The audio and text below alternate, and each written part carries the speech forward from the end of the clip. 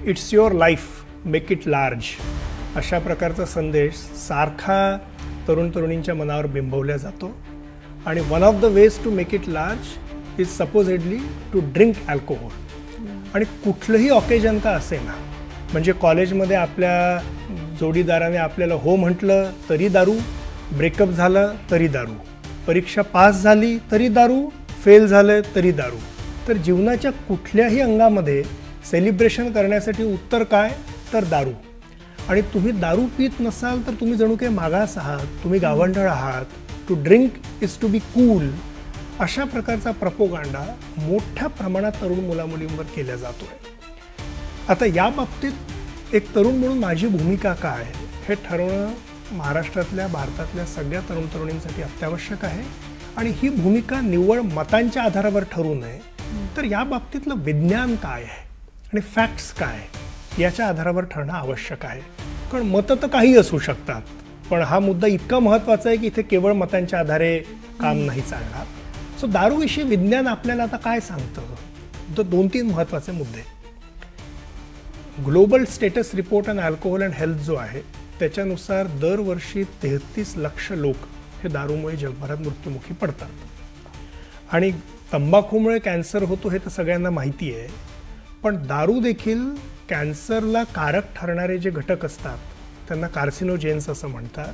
तर दारूचा समावेश हा ग्रुप 1 कार्सिनोजेनमध्ये होतो, ज्याच्यामधल्या इतर घटकांमध्ये रेडिएशन आणि ॲस्बेस्टॉस आहे. इनफॅक्ट नुकतेच अमेरिकेचे जे सर्जन जनरल आहेत विवेक मूर्ती, त्यांनी नुकतंच एक स्टेटमेंट इश्यू केलं आहे की अल्कोहोल कॉजेस कॅन्सर. हे अमेरिकन सर्जन जनरलने इश्यू केलेलं आता स्टेटमेंट आहे. आणि जसं तंबाखूच्या किंवा सिगरेटच्या पाऊचवर लिहून असतं तसं आता त्यांचं म्हणणं आहे की दारूच्या प्रत्येक बाटलीवर हे त्यांना लिहून हवं आहे. त्याच्या पुढे जाऊया. मानवी इतिहासामधला जो सगळ्यात मोठा सार्वजनिक आरोग्याचा अभ्यास आहे त्याचं नाव आहे the global burden of diseases study, GBD. तुम्ही हवं असेल तर याला गुगल करून बघू शकता. हा मानवी इतिहासातला सगळ्यात मोठा सार्वजनिक आरोग्याचा अभ्यास आहे. हा अभ्यास आता आपल्याला काय सांगतो? हा अभ्यास आपल्याला असं सांगतो की the safest limit to drinking alcohol is 0.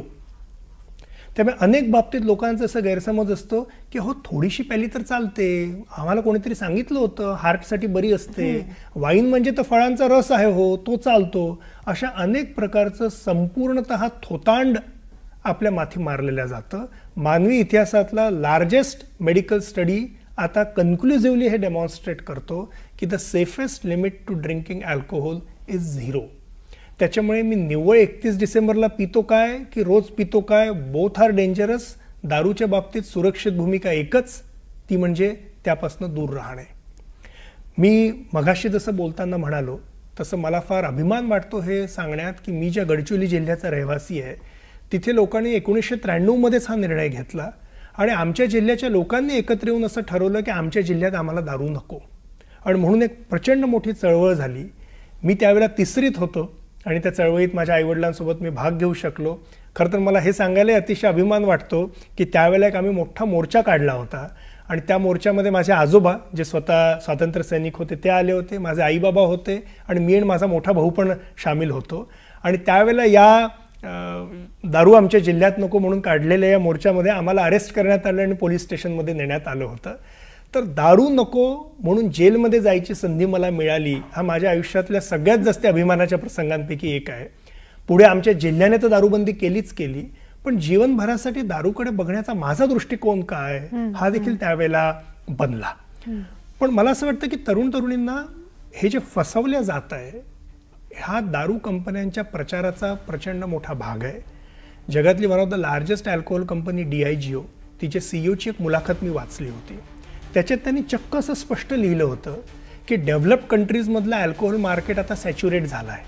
त्यामुळे जर कंपन्यांना बिझनेस वाढवायचा असेल तर कुठे जावं, तर डेव्हलपिंग कंट्रीमध्ये जावं आणि ऑब्व्हियसली भारतात यावं, कारण 140 कोटी लोक आहेत. बरं, कस्टमर ग्रुपमध्ये कोणावर फोकस करावं, तर 90 वर्षाच्या माणसाला दारू पाजून पाजून तुम्ही किती वर्ष पाजाल, तो व्यक्ती काही ना काही वर्षात जाणारच आहे.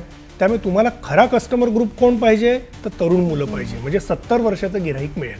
सो डेव्हलपिंग कंट्रीजमध्ये भारतामध्ये तरुण मुलामुलींवर फोकस करा आणि त्यातही मुलींवर जास्ती फोकस करा, कारण मुलींनी जर दारू प्यायला सुरुवात केली ना तो मुलं तर पितीलच. ही DIGOच्या CEOने स्वतःहून सांगितलेली अल्कोहोल कंपन्यांची व्यापाराची नीती आहे. आणि दुर्दैवाने आपले फिल्म स्टार्स किंवा आपले क्रिकेटपटू किंवा इतर अनेक जण हे पैशाच्या नावाखाली आणि पैशाच्या कारणामुळे अनेक सरोगेट ॲडव्हर्टिजमेंट्सला बळी पडतात आणि आपल्या तरुणींच्या पुढे हे आणतात. हे अतिशय धोकादायक आहे. त्यामुळे दारूविषयीचं विज्ञान क्लिअरली सांगतं की safest limit to drinking is 0. दारू पिणं आणि कोरोनाच्या वॅक्सिनला नाही म्हणणं हे दोन्ही एकाच प्रकारच्या गावंढळपणाचं आणि अवैज्ञानिकतेचं लक्षण आहे. To not drink is to be cool. त्यामुळे तरुणांनी अगदी स्पष्टपणे याविषयी आपला मुद्दा आपल्या मनात पक्का केला पाहिजे. आणि मी विशेषतः मुलींना विनंती करीन की त्यांनी लग्नासाठी जोडीदार बघताना एक नॉन निगोशिएबल कंडिशन, अट अशी टाकावी की दारू पिणारा जोडीदार चालणार नाही. मग तो असं जरी म्हणाला की एकदा पितो आणि कधीतरी पार्टीतच पितो, sorry, because the safest limit to drinking is 0. त्यामुळे दारू पिणारा नवरा नको हे म्हणतील तर मुली सुखी होतील आणि मुलं वटणीवर येतील. दुर्दैवाने अनेक तरुण मुलं मुली आज दारूच्या किंवा तंबाखूच्या, सिगरेटच्या किंवा ड्रग्सच्या विळख्यात जात आहेत. याला एक डिसीज म्हणून आधुनिक कॉलरा आणि प्लेग इतके सिरियसली ट्रीट करायची गरज आहे आणि त्याचा त्वरित उपचार घेणं आवश्यक आहे. बरोबर.